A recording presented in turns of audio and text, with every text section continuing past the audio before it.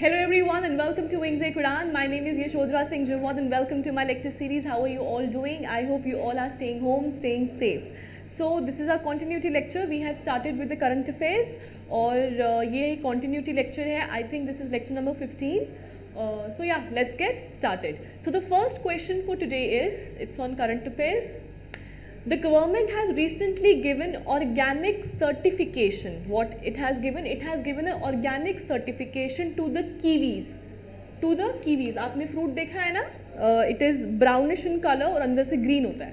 So kiwis of the Zero Valley. What is it? Zero Valley. ठीक है? Now the question is, where is this Zero Valley located? पहले तो आप याद रखना, दिस इज द फर्स्ट, ये जो फ्रूट है, it is the first fruit to get an organic certificate like this. तो ये पहला ऐसा फ्रूट है बिलोंगिंग टू दिस वैली. और ये वैली कौन सी स्टेट में? अगेन क्योंकि ये फर्स्ट ऑफ इट्स काइंड है तो इट बिकम्स इंपॉर्टेंट. याद रखिएगा ये एक वाइल्ड फ्रूट है which is in the Ziro valley of Arunachal Pradesh. तो it is not Sikkim, it is not Meghalaya, it is not Arunachal Pradesh, not Nagaland. It is what it is not Nagaland, it is Arunachal Pradesh. Now अगर आप इसमें नोट करेंगे, all the names are from the north east region. Why ये ऐसा इसीलिए है क्योंकि द कीवी दैट ग्रोज, अब बेटे ये आपके वाइल्ड फॉरेस्ट में जो है ये कीवी जो है ये ग्रो होता है. Now I told you it is first of its kind to get such a certificate. Therefore Arunachal Pradesh becomes the first state of north east region to get this kind of certification. अब याद रखिएगा, it comes under the mission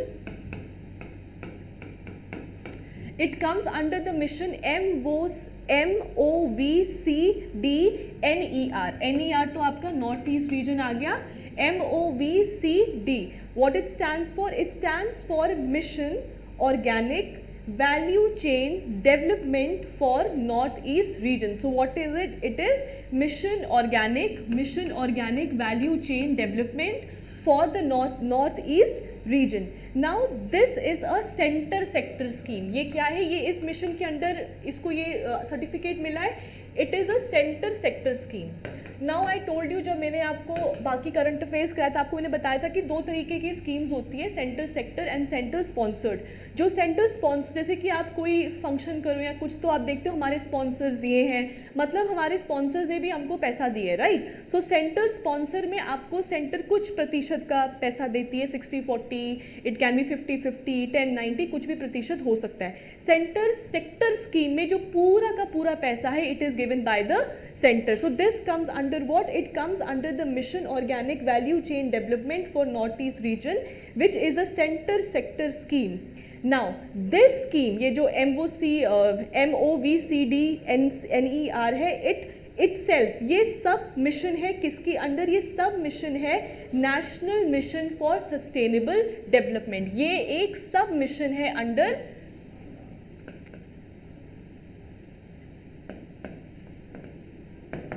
mission for sustainable development. ठीक है, ये जो आपका आपका MOVCD था, ये इसके अंडर का एक आपका क्या है? सस्टेनेबल डेवलपमेंट, ये एग्रीकल्चर है. ठीक है, ये एग्रीकल्चर है. ठीक है, ये इसके अंडर एक सब मिशन है इस बड़ी मिशन का. अब ये ऑब्वियसली एग्रीकल्चर के रिलेटेड है, तो किसके द्वारा, किस मिनिस्ट्री के द्वारा ये लॉन्च होगा? It is launched by the ministry of agriculture and farmer welfare. So it is under ministry, कौन सी मिनिस्ट्री भी इंपॉर्टेंट है? Ministry of agriculture and farmer welfare. ठीक है, और ये जो आपका जीरो वैली है ये कहाँ पे है? It is in your Arunachal Pradesh. और ये नॉर्थ ईस्ट रीजन का ही है, इसलिए सारे नॉर्थ ईस्ट स्टेट्स के ही नाम दिए गए हैं. क्लियर? चलो नेक्स्ट, द कारा canal project. The Kara Canal project recently seen in news will connect which of the following seas. तो ये कारा कैनाल प्रोजेक्ट जो है ये पुराना प्रोजेक्ट है, लेकिन हाल ही में ये न्यूज़ में आया because it has got a setback. इसको एक सेटबैक मिला है. किसके द्वारा सेटबैक मिला है? थाईलैंड के द्वारा इसको सेटबैक मिला है कि उसने बोला है कि we are going to scrap this project. Now ये कौन सा कनेक्टिविटी करता है, कौन से सीज को कनेक्ट करता है? इंपॉर्टेंट है. Number 1, is it the South China Sea and the East China Sea? Number 2, is it the Java Sea and the Andaman Sea? Number C it is the Red Sea and the Arabian Sea. Number D is it the South China Sea and the Andaman Sea. तो याद रखिएगा ये है आपका, क्या है ये आपका, ये जो कारा कैनाल प्रोजेक्ट है, it is going to connect the South China Sea and the Andaman Sea. तो दिस इज इंपॉर्टेंट कि ये कौन से दो आपके जो वाटर बॉडीज है उन्हें कनेक्ट करने वाला है. It is going to connect the South China Sea and the Andaman Sea. और इसको अभी सेटबैक मिला है. सेटबैक इसीलिए मिला है क्योंकि थाईलैंड ने बोला है कि now we are going to scrap this project. Correct. चलो next. The Great Reset, recently seen in news, is an initiative by which of the following. अब जो ये Great Reset है, it is basically to boost the economy. Over the past years, हमारा जो economy है, it has started to decline हो रहा है, which with lot of reasons. Climatic change is a big reason. इसके अलावा technology जो है, it is also a big reason. इसके साथ आइसिंग ऑन द केक करना है आपका, किया है आपके पैंडमिक ने. ठीक है, कोविड-19 जो है उसने आइसिंग ऑन द केक किया है. नाउ ये जो ग्रेट रीसेट है, it is basically it talks about कि जो हमारा इकोनॉमी है वो जो नीचे जा रहा है उसके रीजंस के बारे में बताया है. हम उसको बूस्ट कैसे कर सकते हैं, उन सब चीज़ों के बारे में बताया है. जो ग्रेट रीसेट है ये पूरा का पूरा जो कंसेप्चुलाइज किया गया है, जो बताया गया है, it is given by the founder as well as chairman.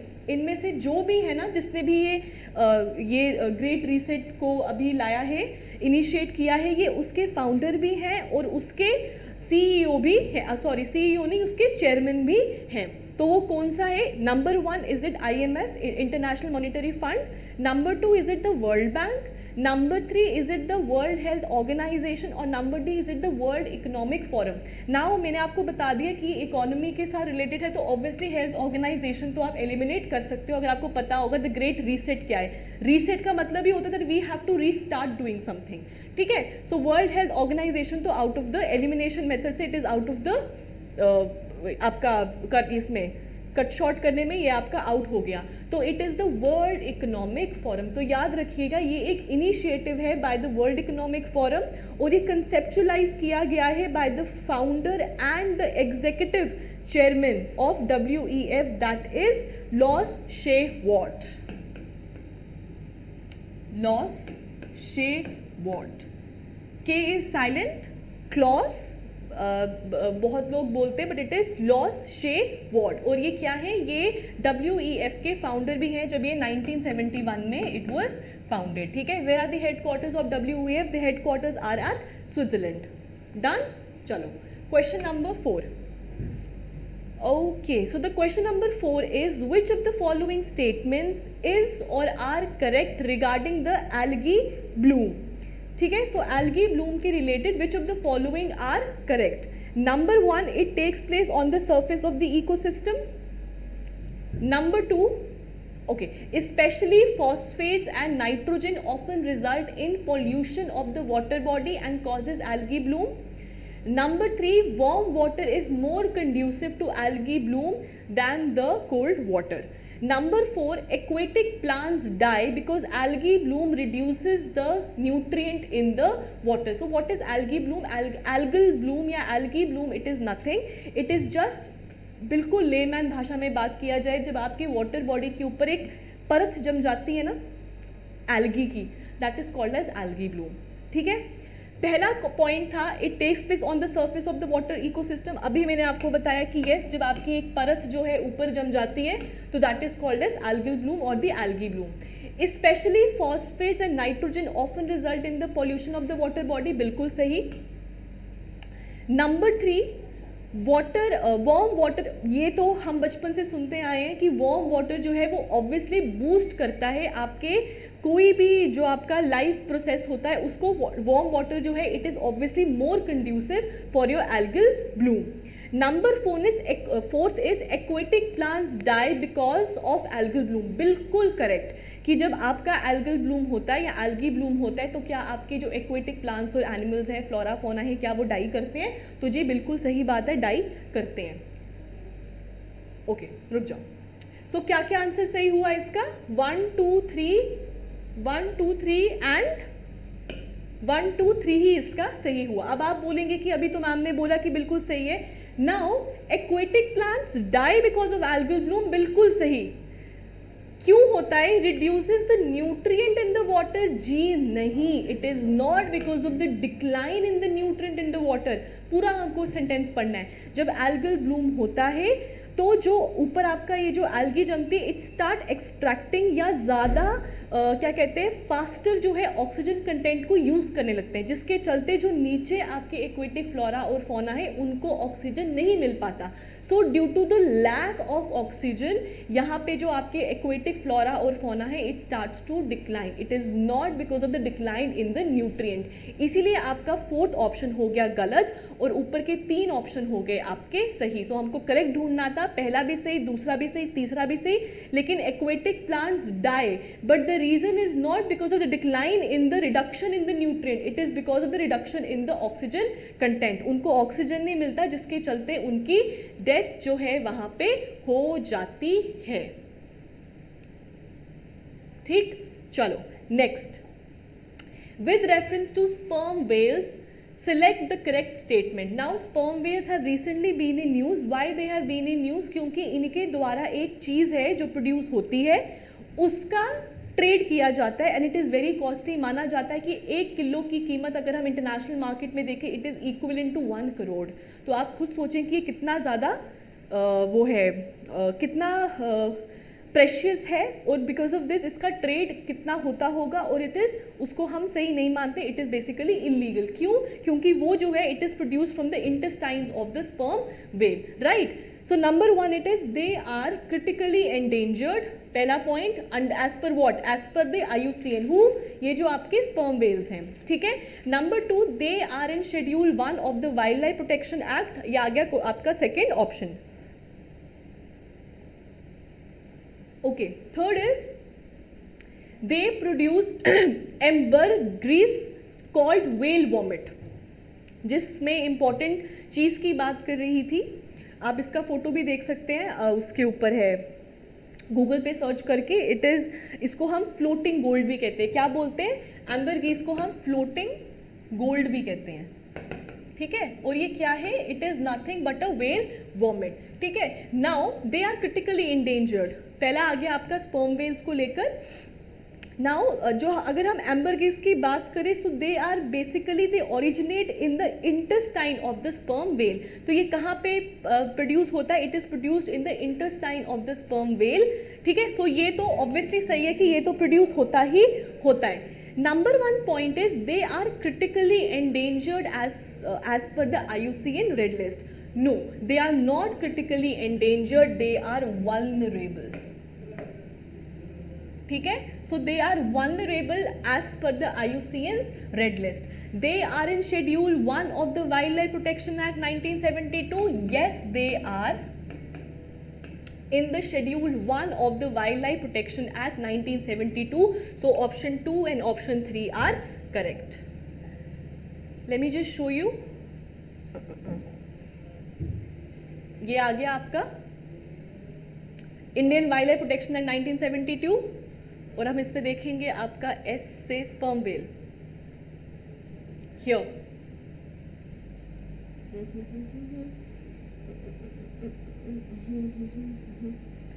Just a minute.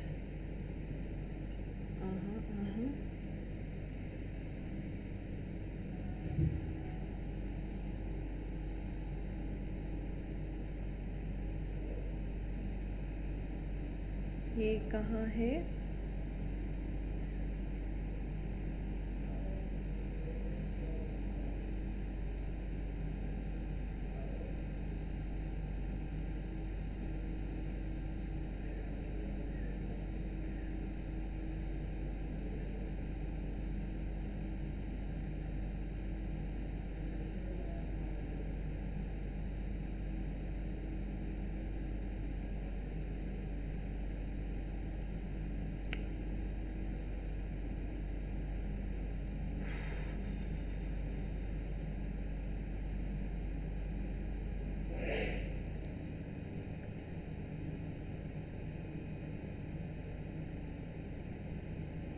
हाँ, तो ये रहा आपका स्पर्म वेल, ये इसका साइंटिफिक नेम आ गया, और वाइल्ड लाइफ प्रोटेक्शन एक्ट में किस में आ गया, ये आपका शेड्यूल 1 में ये आ गया, ठीक है।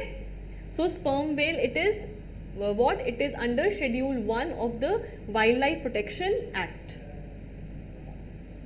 ठीक,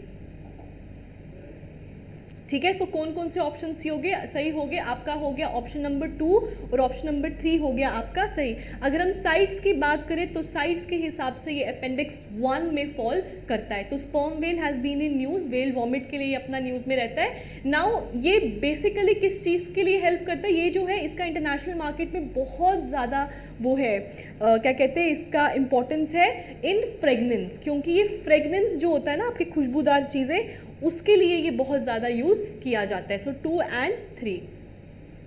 चलो next is which country is going to launch its own social media platform named Jogajog and Alpon as an alternative of Facebook and WhatsApp. तो याद रखिएगा जो ये जग्गा जोग है it is an alternative to your Facebook, और जो दूसरा जो ये अलापॉन है ये आपका क्या है, it is an alternative to your WhatsApp. तो ये भी याद रखना, आपको पूछ सकते हैं कि ये किसका ऑल्टरनेटिव, तो याद रखिएगा ये फेसबुक का है और ये व्हाट्सएप का है। और ये कौन सी कंट्री के द्वारा है, number 1 is it Sri Lanka, number 2 is it Bangladesh, number 3 is it Nepal, और नंबर 4 इज इट म्यांमार। तो याद रखिएगा इट इज़ फॉर बांग्लादेश। जैसे हम भी सोच रहे थे कि हम भी ट्विटर के लिए एक ऑल्टरनेटिव निकालेंगे, राइट, और उसका आया भी था, if I am not mistaken, I think cuckoo था, आई डोंट रिमेंबर, मुझे याद नहीं है, इट्स लाइक अ स्मॉल सा बर्ड बना हुआ है इसके ऊपर, मुझे याद नहीं है, बट आप इसको चेक कर लीजिएगा एक बारी। तो जस्ट लाइक दैट इन्होंने भी एक ऑल्टरनेट बनाया है। बनाने का मतलब क्या है, बनाने का रीज़न यही है कि अपनी कंट्री के जो एंटरप्रेन्योर्स हैं उनको बूस्ट करना, और जितना हो सके अपनी कंट्री के जो लोग हैं उनको आगे लेकर जाना, ठीक है। चलो next question number 7, which of the following is the largest producer of sugarcane in India, कि हमारे इंडिया में लार्जेस्ट प्रोड्यूसर कौन है आपका शुगर केन का, ठीक है, sorry, okay. So number 1 is it Uttar Pradesh, number 2 is it Maharashtra, number 3 is it Tamil Nadu, और number 4 is it Andhra Pradesh. तो याद रखिएगा अगर हम लार्जेस्ट प्रोड्यूसर की बात करें कंट्री के हिसाब से, it is Brazil, it is what, it is Brazil. और अगर हम इंडिया में largest producer of sugarcane की बात करें, it is Uttar Pradesh, it is what, it is UP, ठीक है। चलो question number 8, question number 8 is select the correct statements. तो हमको करेक्ट स्टेटमेंट को सिलेक्ट करना है। Number 1 is National Cooperative Union of India organises cooperative education in India, सही। National cooperative development corporation represents India in international conferences on cooperatives, गलत। सो इसमें याद रखना अगर हम नेशनल कोऑपरेटिव यूनियन की बात कर रहे हैं तो ये ऑर्गेनाइज करता है cooperative education in India, so it is only 1, जबकि ये रिप्रेजेंट इंडिया को नहीं करता है at international conference on cooperatives, ठीक। चलो ninth question is very important, हाल ही में ये बहुत ज़्यादा न्यूज़ में रहा है, इसके चलते India is entered into the super 40 की लीग में भी हम लोग एंटर कर चुके हैं विद अदर कंट्रीज। कौन कौन सी है वो भी मैं बताऊंगी। It is recently Dholavira, okay, so recently Dholavira and Indus Valley civilisation site. तो ये क्या है, ये IVC की एक साइट है, ठीक है। वॉज सीन इन न्यूज़, अभी ये न्यूज़ में था, क्यों था, क्योंकि ऑब्वियसली यूनेस्को की वर्ल्ड हेरिटेज साइट, अगर हम इंडिया की बात करें तो ये 40वें नंबर की साइट बनी है जो वर्ल्ड के हेरिटेज यूनेस्को के वर्ल्ड हेरिटेज साइट के अंडर रिकॉग्नाइज की गई है। Number 1, it is the first Indus Valley site in India to get UNESCO's world heritage status. Is it right? 100% right कि ये पहली ऐसी इंडस वैली की साइट बनी है जो आपको, जिसको यूनेस्को का वर्ल्ड हेरिटेज स्टेटस दिया गया है। It has a fortified citadel, a middle town and lower town, and it was discovered in 1968 by Jagatpati Joshi. याद रखिएगा, अगर पूछा जाए धोलावीरा का जो टाउन प्लानिंग था वो 3 हिस्सों में था, 3 फेसेस में था या 3 स्टेजेस में था, तो बिल्कुल करेक्ट है। What are the 3 phases? That is number 1 बड़े बड़े forts known as citadel, middle town बीच वाले, और उसके नीचे आपके लोअर टाउन। सो इसको एक तरीके से और पूछ सकते हैं, वो आगे क्वेश्चन आया भी हुआ है, नेक्स्ट क्वेश्चन वही है कि ये 3 तरीके से आपके यहाँ पे टाउन प्लानिंग था, तो बिल्कुल सही। It was discovered in 1968 by who? आपको ये याद रखना, ये सारे के सारे पॉइंट्स इंपॉर्टेंट है धोलावीरा के बारे में। जगतपति जोशी, बिल्कुल सही। नंबर 3 इट इज नंबर 3 क्या है? It has okay mortal remains of human have been discovered in Dholavira. Is it right? No, it is not right. वहाँ पे हमको कोई भी आपके जो ये है ना क्या कहते हैं मोटल रिमेन्स ऑफ ह्यूमन हमको डिस्कवर नहीं किए गए हैं। Mud bricks are found here, correct. Instead of, instead मतलब मड ब्रिक्स ही मिला है और कुछ नहीं मिला। Instead of what? Instead of sandstone और limestone bricks found in the other Harappan sites. अब याद रखिएगा ये आईवीसी का है और ये हरप्पन साइट के अंडर हम इसको लेते हैं। याद रखिएगा ये यहाँ पे करेक्ट ब्रिक्स हैं, यहाँ पे सैंडस्टोन भी मिला है, कॉपर भी मिला है, number of metals and minerals हमको यहाँ पे मिले हैं, ठीक है। सो क्या हो गया? सेकेंड ऑप्शन भी गलत हो गया। So only 1 and only 2 are correct. So 1 and 2 are correct. इसके अलावा अगर हम बात करें धोलावीरा की तो it is the 40th Indian site, मतलब ये 40वें नंबर की वर्ल्ड हेरिटेज साइट बनी है। कहाँ पे है? एट गुजरात। तो अगर हम इंडस वैली सिविलाइजेशन की बात करें उसकी ये पहली साइट है। अगर हम गुजरात की बात करें, गुजरात में कितनी वर्ल्ड हेरिटेज साइट्स हैं, तो ये 4th नंबर पर आती है। तो गुजरात की बात किया जाए तो ये 4th नंबर पर आती है, और अगर इंडस वैली सिविलाइजेशन की बात किया जाए तो ये पहले नंबर पे आती है। और कहाँ पे? जस्ट टोल्ड यू, गुजरात पे। कौन से नंबर की वर्ल्ड हेरिटेज साइट बनी है? ये हमारी 40th नंबर की वर्ल्ड हेरिटेज साइट्स बनी है। 2 जो है वो हाल ही में ऐड हुई थी, दूसरी वाली भी आगे एमसीक्यू में आई हुई है, ठीक है। सो ये 40th नंबर की जो है ये जो है साइट बनी है। याद रखिएगा first site of the ancient Indus Valley civilisation है इंडिया की, जिसको इस तरीके का वर्ल्ड हेरिटेज टैग मिला है, ठीक है। अब इसके साथ इंडिया जो है, I just told you, India जो है विद दिस सुपर 40 की लीग में आ चुका है। इसके अलावा और भी कंट्री जैसे कि आपका इटली है, स्पेन है, जर्मनी है, फिर आपका चाइना है और आपका फ्रांस है। तो कौन कौन से हैं सुपर 40 की लीग में? हम लोग आ गए हैं, इंक्लूडिंग मतलब हम किसके साथ शेयर कर रहे हैं अब लिस्ट में? सिर्फ हम नहीं है जो सुपर 40 में आए, हमारे अलावा भी हैं, जिसमें आपका इटली है, स्पेन है, आपका जर्मनी है, आपका चाइना है और आपका फ्रांस है, ठीक है। इन सब के साथ अब हम सुपर 40 की लीग में आ चुके हैं, ठीक है। और कुछ हाँ, अगर हम बात करें तो ये एग्जाम्पल है आपका प्रोटो हिस्टोरिक ब्रोंज एज का। So it is a example of proto historic bronze stage and it यहाँ पे डिफरेंट आपको मिनरल्स और रॉ मटेरियल्स मिले हैं, जैसे कि आपका कॉपर है, आपका लेड है, आपका लाइमस्टोन है। इस तरीके के हमको नंबर ऑफ मिनरल्स जो हैं वो यहाँ पे मिले हैं। सो इंस्टेड नहीं है, हमको यहाँ पे मिले हैं, ठीक है।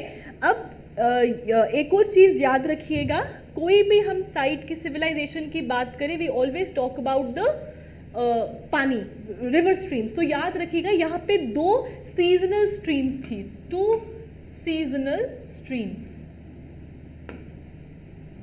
What were the 2 seasonal streams?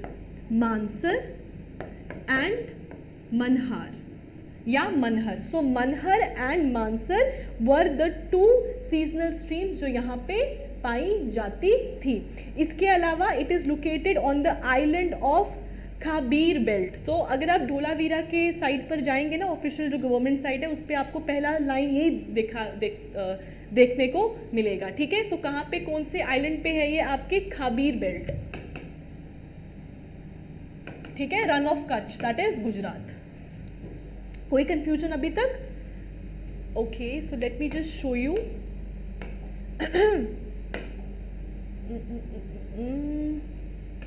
World heritage sites, या ये आपका वर्ल्ड हेरिटेज साइट्स 32, ये भी याद रखना 32 कल्चरल हैं। अगर आपको नहीं दिख रहा है तो आई विल रिक्वेस्ट आप सब अपने फ़ोन पे भी खोल के ये देखें। ये देख रहे हैं आप, धोलावीरा हरप्पन साइट 2021 में ऐड हुआ है। एक और है 2021 वाला temple, where is it, where is it, हाँ, ककातिया रुद्रेश्वरा और रमप्पा टेम्पल तेलंगाना 2021। तो ये दो हैं, दिस इज 39 नंबर का एंड दैट इज 40वें नंबर का। और इसीलिए धोलावीरा ज़्यादा इंपॉर्टेंट है क्योंकि उसके बाद हम सुपर 40 के लाइन में आ गए हैं। ठीक, चलो आगे। All right, so what did we do, we did question number 9। Question number 10 एक और क्वेश्चन आ गया धोलावीरा के ऊपर। Which of the following statements is और are correct with reference to one of the Harappan sites Dholavira, जो अभी ऐड हुई है। It is the only site to be divided into 3 parts. Like I told you, yes it is divided into 3 parts, but क्या it is the only site? No, it is not the only site which was divided into 3 parts. तो ये आप याद रखिएगा, it is not the only site to be divided into 3 parts. ठीक है, next is unlike, okay correct ढूंढना है ना, okay, unlike graves at other sites no mortal remains of humans have been discovered। अभी पीछे क्वेश्चन में मैंने आपको बताया कि यहाँ पे कोई भी ह्यूमन रिमेन्स जो है हमको डिस्कवर नहीं हुआ है। Number 3, it is designated as one of the world heritage site by the UNESCO. Of course 2021 में ही ये ऐड हुआ है as the world heritage site. तो कौन कौन से आंसर सही हो गए आपके? 2 and 3 are correct. So 2 and 3 are correct. ठीक है, क्वेश्चन नंबर 11, एम्बरग्रिस। अभी बताया था मैंने आपको इंटरनेशनल मार्केट में ये बहुत पैसों में बिकता है। अब ये क्या था आपके? आई told you it is nothing but a well vomit. और बताया था भी आपको स्पर्म वेल्स के बारे में। IUCN की रेड लिस्ट में it comes under vulnerable sites में, अपेंडिक्स 1 में आता है। World wild life Protection act 1972 में आपका शेड्यूल 1 में आता है। टोल्ड यू, ऑफिशियल भी बताया मैंने आपको। ठीक है, now seen sound time in news related to what? Number 1, manufacturing of swimming suit. क्या ये स्विमिंग सूट बनाने के लिए यूज होता है? नंबर 2, पेट्रोलियम रिफाइनिंग की फील्ड में यूज होता है। प्रोडक्शन ऑफ परफ्यूम्स या नन ऑफ द अबव। तो आई टोल्ड यू कि ये जो है इसका मेजर जो क्या कहते हैं जो जिस ये फील्ड में यूज होता है मेजरली, इट इज आपके olfactory, that is what? Perfumes, fragrances. So it is usually use या massively use in the production of perfumes. ठीक है, चलो question number 12। Question number 12 is consider the following statement with reference to Harappan culture.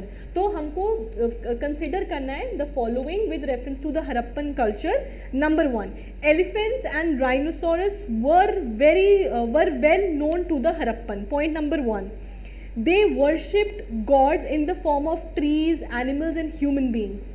Number 3, fields were plowed by the Harappan probably by the wooden plowshare। अब हमको बताना है कि इनमें से कौन कौन से ऑप्शंस आर करेक्ट। ठीक है, अब elephants and rhinos were well known to the Harappans. Yes, they were very well known, क्योंकि हमको जो यहाँ पे सील्स मिलती हैं तो वहाँ पे आपका जो एलिफेंट और राइनोज है वहाँ पे उनका क्या कहते हैं प्रेजेंस सील्स में हमको इनका जो फिगरीज है वो दिखती हैं। राइट, सो पहला वाला तो सही हो गया। क्या हॉर्सेस थे? तो हॉर्सेस नहीं थे, horses were absent. Number 2, worship gods in the form of trees, animal, human beings, बिल्कुल सही। फील्ड्स वर प्लॉट, बिल्कुल सही, वुडन प्लॉ शेयर के साथ यूज करके जो है ये इनको प्लॉ करते थे। सो इनमें से क्या आंसर सही हो गया आपका? 1, 2 and 3 तीनों के तीनों ही सही हो गए। अगर हम हरप्पन सिविलाइजेशन की बात करें, it is the first urban civilisation, ये आपका फर्स्ट अर्बन सिविलाइजेशन था इन द साउथ। जो आपका जो उस टाइम पे जो कंटेम्पररीज थे आपके साउथ एशियन रीजन में, उसके हिसाब से इट इज़ द फर्स्ट जो है आपका अर्बन सिविलाइजेशन हमको यहीं पर ही मिलता है। किसके द्वारा ये जो होता है एक्सटेंसिवली जो एक्सकावेशन थी, एक्सटेंसिव मतलब ठीक ठाक एक्सकावेशन किसके टाइम पे हुआ था? तो ये याद रखना, ये 1920 में हुआ था। किसके द्वारा? दयाराम साहनी के द्वारा किया गया था। कब? 1920 में, सैनी या सानी। ठीक है, सो इनके द्वारा ये किया गया था and all the 3 are correct. अगर हम हॉर्सेस की बात करें तो हॉर्सेस जो थे वो आपके यहाँ पे मौजूद नहीं थे। ठीक है,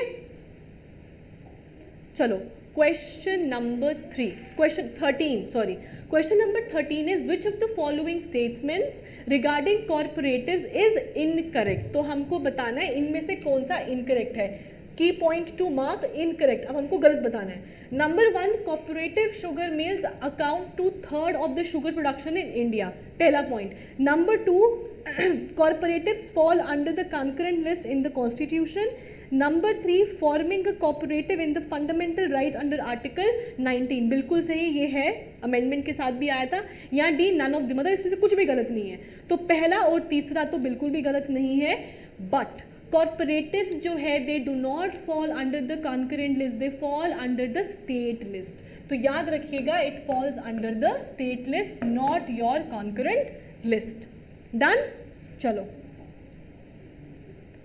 question number 14 is Mridha committee is related to what? Number 1, is it related to your panchayats and municipalities? Number B, is it related to your cooperative societies? Number 3, is it related to your national health policy? और number D, is it related to your sports governance? तो याद रखिएगा, जो Mridula committee है it is related to your cooperative society. One liner है, इसको ऐसे याद रखिए. ठीक है. Next, who among the following is known as liberator of the Indian press? Number 1, is it John Adams? Number 2, is it Lord William Bentinck? Number C, is it Charles Metcalfe या कुछ Metcalfe भी कहते हैं? Number D, is it Lord Ripon? तो याद रखिएगा, अगर हम लिबरेटर ऑफ इंडियन प्रेस की बात करें, ये आपका जो है ये चार्ल्स मेटकैल्फ के द्वारा आया था. किसके द्वारा आया था? चार्ल्स मेटकैल्फ के द्वारा नहीं आया था. आपको लॉर्ड रिपन के साथ इससे कंफ्यूज नहीं होना है. ठीक है. It was a press act of 1835, जिसको हम प्यार से मेटकैल्फ एक्ट भी कहते हैं या मेटकैल्फे एक्ट भी कहते हैं. सो एक्ट ऑफ 1835, 1935 नहीं, 1835, प्रेस एक्ट ऑफ 1835 और मेटकैल्फे एक्ट. और ये किसके द्वारा आया था? ये आपके चार्ल्स मेटकैल्फे के या कैल्फ के द्वारा आया था, इसीलिए इनको लिबरेटर ऑफ इंडियन प्रेस भी कहते हैं. लॉर्ड रिपन की बात किया जाए, so he is known as the father of local governance. Father of local governance इनको कहते हैं. ठीक है. सो हमने इस पे 15 क्वेश्चन दिए. बाद भी और भी है क्वेश्चन जो मैं अपने नेक्स्ट वीडियो में कैरी फॉरवर्ड करूँगी. ठीक है. आई होप आपको समझ आया हो. Thank you so much guys, and stay home, stay safe and keep preparing. Thank you.